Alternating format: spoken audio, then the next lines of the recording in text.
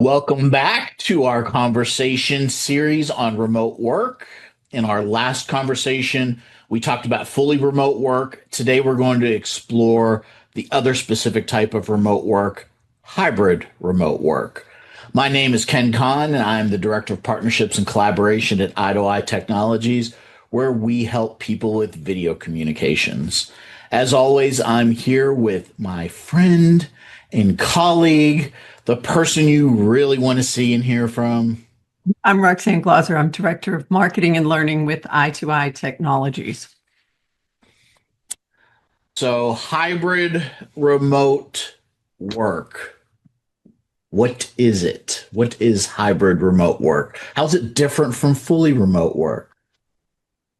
It is a flexible work structure that we all became pretty familiar with during the pandemic. So if you had the opportunity to do it, you went fully remote.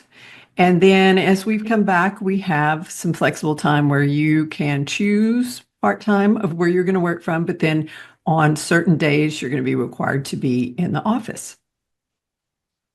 Yeah, before I worked at Eye Technology. So for me, Eye Technology is fully remote. I was at, did I ever go to the office? I seem to remember maybe going there one time when I was in the area. And I think it was right after I started working with Eye Technology. So that's over 10 years ago now. And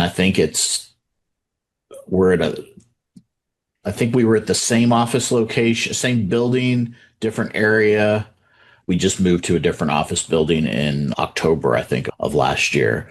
So yeah, I'm fully remote now. In a previous job, obviously, at one point in time, I think I shared this in the first video, former classroom teacher. So obviously, I was fully on site at that point.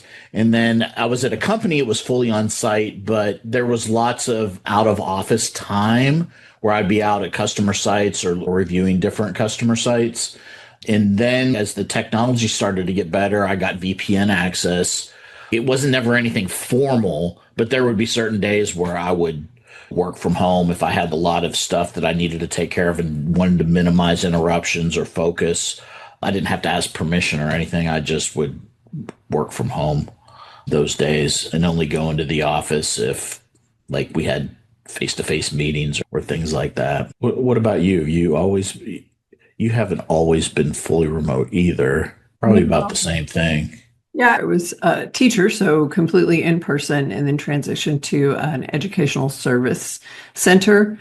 And I was there for 12 years. So during the time that I was there was when we had the evolution of technology, because the first portion of my work, we had to be on site even to get your email. And that was also during the invention of the BlackBerry. So then we could access our email from anywhere. And so that was pretty much the flip of when I can remember. And we talked about that in the last video of how the technology advances really enabled remote work. So once we could access email from anywhere, then it shifted so much. And then we also got laptops, and we could, at my level, I didn't have to have the VPN, but we could web-based email, so you could get access to things you needed to reference. So then you could work more from anywhere, but it was not a hybrid work situation culture, because it was just basically face to face. You needed to be in the office unless you were visiting a district. Work was more time based and location based at that time. So out of fully remote workers, 49% of those people are fully remote. 6% of the group work fully on site, and then 45% would prefer a hybrid arrangement that involved time spent in the office and working remotely. So on average, like people seem to, I think the data shows they like to have 2 days remote, 3 days in the office. That seems to be what the average person likes. That feels right to me, because a lot of my friends, that they had families that they're trying to navigate and take care of when they had the option to have a couple days that they could work flexibly. It impacted their abilities to manage both family time and work time more efficiently. Yeah, it still is always interesting to me, even though it's low, that 6% of people would want to be fully on site. And I know we've talked about this before. I guess it's situations where maybe there's some tool or resource they use that just is easier to use in the office, or their home environment is completely non-conducive to getting any work done. It 6% sounds reasonable, though. I was reviewing, there was a 2024 workplace flexibility trends report, and it was looking at preferences for basically all types of flexible work. They looked across generations as well. Really, there was a strong preference for it. It was small, but it was very strong. And so I was like, oh, okay, so 6%, that tracks. There are personality preferences that really enjoy being around other people. They like the incidental interaction. As I was reviewing the report, they don't enjoy the technology. The asynchronous communication is annoying to them. They will not pick that as their preferred method. They like meetings. So, yeah, 6%, I could see that because they were saying that the workers want the hybrid situation. They really want that flexibility. But when they surveyed the companies and the managers, they had not been provided any training in how to do that. There was this crisis, and people just started doing this thing. And it almost seems as just now that people are really starting to reflect on, are there changes that we need to make that we could do this better? But in the survey, this was 2024, three-quarters of companies have not established team norms or meeting norms, trained their managers in managing a distributed team, or adopted best practices for how they work across distance. So if you take that lack of training in your managers, and then if you have people who are a bit uncomfortable with the technology, I think the 6% sounds reasonable. Yeah, and the interesting thing too, that was another statistic I saw, that it was like pre-pandemic, 70% of work was done in the workplace. So 30% of the time people were remote. Now, since the pandemic, it's settled at 50-50. So that means 50% of the time people are just figuring it out or have figured out a way to deal with it. If you think about it, though, that tracks a lot too. I personally believe there's like a false belief that if everybody's in the same building, we'll just figure things out and we'll all be able to collaborate and work together. You might look around and think that's going on, but it's probably not going on unless you're intentional about it or unless people figure things out. I'm the type of personality, when I ask for direction, I've already exhausted some possibilities. I've looked into some things, and I think I've been told, like, I take for granted that's what people do. So yeah, people don't go figure things out. There needs to be structure. There needs to be a process, especially I think if it's in a bigger organization where you can get lost. It's probably even more important there, where I think in a smaller organization, it's harder to hide, right? Because people are depending on you to do certain things. There's not a big group of people that do things. Yeah, I'm still fixated on the 6% because if hybrid's not well organized, I think it could be chaotic. You could run into some issues. And that could also be frustrating because there are people who like order and who don't like to figure things out. If everyone customizes their hybrid work for them personally, you can't scale that across the organization. And I do remember before the pandemic, when I would talk to people and be like, "Oh yeah, I'm fully remote," I'd be like, "Oh, I'd love to work fully remote." And then when it happened and people were forced to, some of those people were like, "I do not like this. I don't like not being at my office." I don't know what their idea was of what remote work would be like, but it could have been like you're saying, because it was disorganized. They were just like, "Figure it out." Let's figure what out? Like, I have no idea how I'm supposed to even do this. Yeah, I would love to know more about that because my hunch would be a portion of it would be related to the technology. If they can't figure out how to navigate that, if you don't have good processes or procedures, you think about the all encompassing softwares that we have now, like Teams, everything is in there, and you're integrated and working within the system.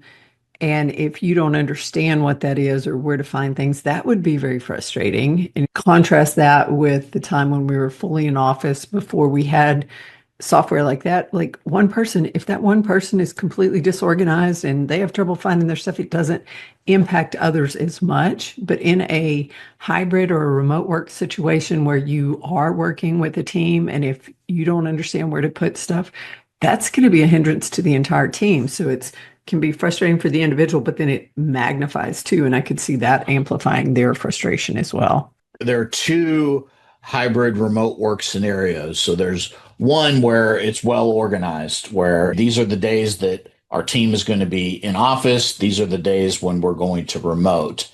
And then there's the compromised version where it's, hey, everybody needs to be in the office 3 days a week. You figure out what those 3 days are for you. And so then it could be disjointed where you're in the office and the rest of your team is not. And so it becomes, what's the point of even being here? Lots of times when we hear the word compromise, we think, oh, that's good. We're compromising. We're getting together. And it's like, in this case, it's compromised. It's not helpful at all. Yeah. And I think as we look into some of the different challenges too later in this conversation, it becomes pretty apparent there has to be some organization to this. It can't just be figure it out. It's going to be a disaster. With the compromise versus the well organized, I might have misunderstood that portion of it because for me, you could use the compromising would come before the well organizing to where you would have your stakeholders come to the table to get all your input. And then there's a central planning type thing or someone that has the master plan for effective use of both your personnel and your physical resources so that you don't end up with not enough desks or like you mentioned, half the team's there, half the team's not, then that erodes the intention of having everyone together. I think where the term compromise comes from is there's a certain group of people that say we need to be fully remote. There's a certain group of people that say, no, everybody needs to be back to the office. And they're like, okay, let's compromise. 2 days remote, 3 days in the office, and nothing else is said beyond that. And so what you're talking about, nobody's sitting down and planning anything. They're just like, starting Monday, everybody needs to be in the office 3 days a week. And it becomes a disaster scenario because it's okay, if there's no coordination, is there going to be enough resources? Are the people that I need to work with synchronously even going to be in the office when I'm in the office? I would just wrap that up as that's dumb. And that would point back to three-quarters of companies haven't established team norms or meeting norms or trained people in how to effectively set up a hybrid remote work program. That's dumb. Don't do that. But you see some of these sound bites that are coming out with some of these company executives. It's just, they're just like, I don't want to hear it from anybody. This starts Monday. And it's okay. Some people that are looking at the statistics, and this is normally how I would handle this type of situation too. I would just say, okay, got it, boss. And then just do whatever I want to do, knowing he's never going to check on any of this. And the statistics are showing that's what's happening to a certain degree is they're saying everybody needs to be back in the office, but nobody's really checking on it. It's not being enforced, right? It's here's the new law in town, but then nobody's checking to see if anybody's abiding by it or not. Now, I know that's not true in every case, but they're looking at the statistics and they're like, okay, this company's been told everybody needs to be in the office 5 days a week. And we're looking at the data of people coming in and out of the office, and it's not showing up that way. I've heard that more with return to work for fully in person, but I haven't heard that this starts immediately. Yeah, recently there's been ones that are saying starting Monday, everybody needs to be in the office 5 days a week. But before that, too, it's okay, we're going hybrid. 2 days that you can be remote 2 days, you got to be in the office 3 days. Nothing more said, nothing more organized. As I said, that's dumb. And those are the companies that lose their best workers, as I was looking at the data and the workforce flexibility. But when you have those mandates of immediately hybrid or immediately return to work, the talent you lose are going to be your high performers. You tend to lose your females. And they said that it ends up costing so much more that part of it, the mandate is to actually reduce staff, but the staff you lose ends up hurting your productivity the most. Some of that's short-sighted. So if they're just like, okay, this just starts immediately, as we've talked before, it's other motivations and other things that they're trying to do. And it does end up hurting them. And that was the other thing in the flexibility report. Some of the larger companies are definitely using the mandates and forcing people into one specific type to use it as a reduction in force. And what some of your smaller and medium firms are realizing is they can provide the flexibility of a hybrid remote work environment. And guess what? They get better talent. Those people, they're going to stay at some place that gives them the flexibility and that they're more respected and they're just happier. So, are we ready to maybe go into the next part of the conversation on activities for in office or remote? All right.